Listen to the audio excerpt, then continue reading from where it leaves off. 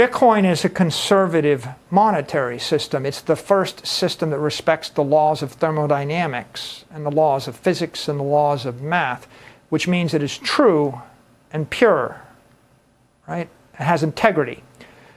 If you have integrity, if you have something which is true and pure and you have durability, then you can build a family around it, a life around it, a company around it, or civilization around it.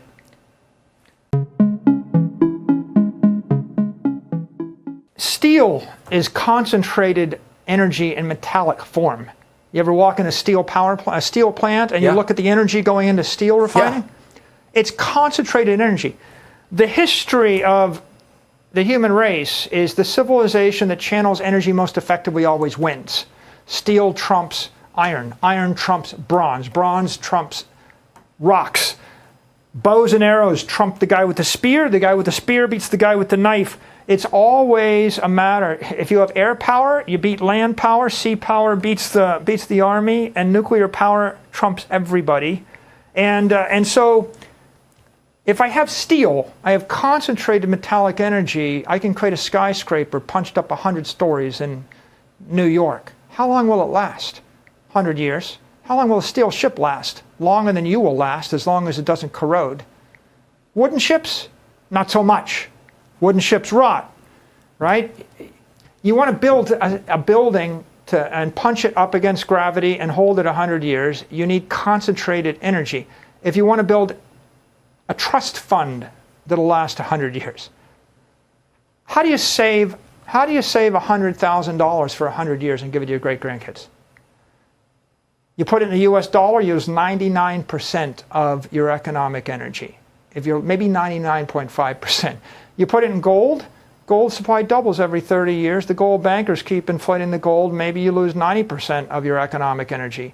But that would be a lucky happenstance, because just about every country on earth seized the gold from their citizens in the last 100 years.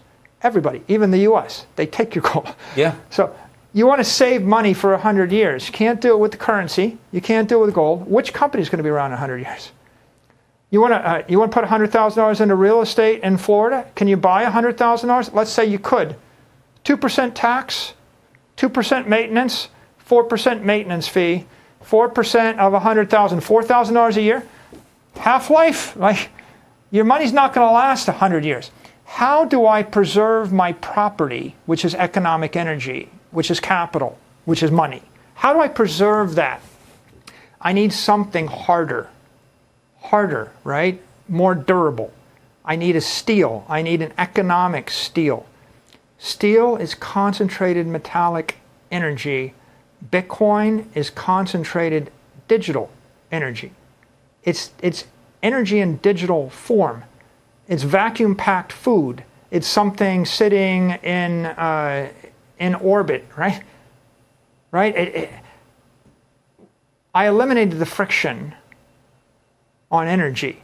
What's the half-life of energy?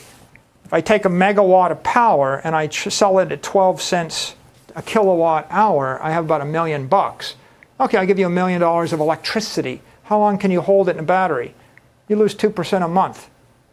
You can't hold it very long. You're going to lose 24% depletion rate in a battery of electricity. How do you send $1 million of electricity from New York to Tokyo? You can't. You can send electricity 500 miles over a power line, you'll lose 6%. Send it 10 times, you'll lose 60%. It doesn't move. Convert that energy, that electricity, into digital energy, a la Bitcoin. You upgrade it. If you were to convert a megawatt of power via Bitcoin miner into Bitcoin, you'd have about $5 million worth of Bitcoin. You can hold it forever. You can send it to Tokyo for a nickel. Okay? You can put it in a trust fund, right? Bitcoin's going up 170% a year for a decade. The S&P 500 index is going up 14% a year on average for a decade. Gold is flat. It's not going anywhere. It's getting demonetized. It's a dead rock in a basement. It's not fast enough. You can't put gold on an iPhone. Gold's getting depleted, inflated, and manipulated away by the bankers and the miners. So, Bitcoin is simply pure economic energy. These engineers, Satoshi and all of Satoshi's compatriots. What they did is created an engineered monetary asset on an open, permissionless network that anybody could participate in. Any country, any company, any individual. You don't need a bank. You don't need to ask permission, right? It is the ultimate egalitarian system. If you want to give property rights to everybody in Africa and South America, even in the face of a hostile regime, you can do it with a $50 Android phone and a simple download. What's your next best idea? Go to Zimbabwe, okay? You have $100. How are you going to store the $100? One more metaphor. If you can't store property, if you have no property rights, that means you can't store economic energy. If I took away every dime from your family and you got up tomorrow, you'd be worried. You lose your job, you're going to go hungry, right? You need money. You've got a bank. You're in the Western world. You have Western privilege. Lucky you. You have stocks. If you have stocks, they go up 34% a year. Maybe you're keeping ahead of the inflation rate. If I take away your stocks, and you have to store in currency, well, now you can't stay ahead. If I take away your bank, you can't even have the currency. What if the dollar is not the worst currency? The dollar is the best currency. If I put you in Zimbabwe, it's much worse. If you're in Argentina, you lost 40 to 60% of your purchasing power this year. If you're in Venezuela, much worse. So what does it mean to not have property rights and to not have a strong currency? It's like being a type 1 diabetic. If you're type 1 diabetic, you can't form insulin. Insulin converts excess nutritional energy into fat. Fat is an organic battery. Fat will keep you alive 90 days without food. If you can't form fat, you can eat continuously nonstop and you will starve to death. So diabetes, before insulin was invented, was a death sentence. If you live in a country with a collapsed currency, you're an economic diabetic. In the 2 weeks after you lose your job, you can't feed your family, you can't feed yourself, you can't plan for the future. So now we're back to what's the basis of civilization and what's the basis of virtue in a society. So you got to be able to plan for the future. You got to look out 10 years and believe that you can provide for your family. What's the point of investing in something if you think that everything's going to hell in 5 years or 10 years? How did I get into Bitcoin? I had a company with $500 million in cash, earning 0% interest, and I heard the bankers say, we're not even thinking about raising interest rates. I saw a K-shaped recovery where everybody on Wall Street got 30% richer doing nothing in a year, where everybody on Main Street had to work 30% harder to stay still. That's what I saw last year. If you're on Wall Street with $1 billion, you went into the year with $1.3 billion.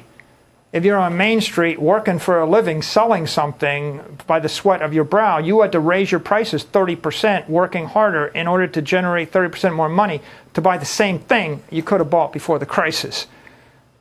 What I saw was 2,000 people in my company working hard, doing 100,000 things right every year could make $50 million.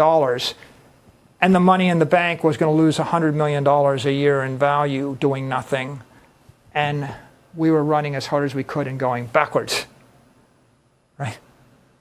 That's the problem. It's like you're in a boat, you're rowing across, you're in a rowboat, you're going across the water, and the wind starts blowing in your face, and now you're getting blown backwards. You're going to row harder? The wind is the monetary inflation rate. Right? When at 10% wind, it's hard. When it got to 20% wind, who can grow their cash flows 25% a year? Who can do it? A monopoly, a digital tech monopoly might, but I mean, nobody else can. Dentist can't, doctor can't, normal people can't, normal company can't. So the wind starts blowing double and triple in your face. You're rowing, you're not going to get across the Atlantic, you're going to die on that rowboat. So what do? Turn the boat around, put up a sail with the wind. Yeah. That's what I did.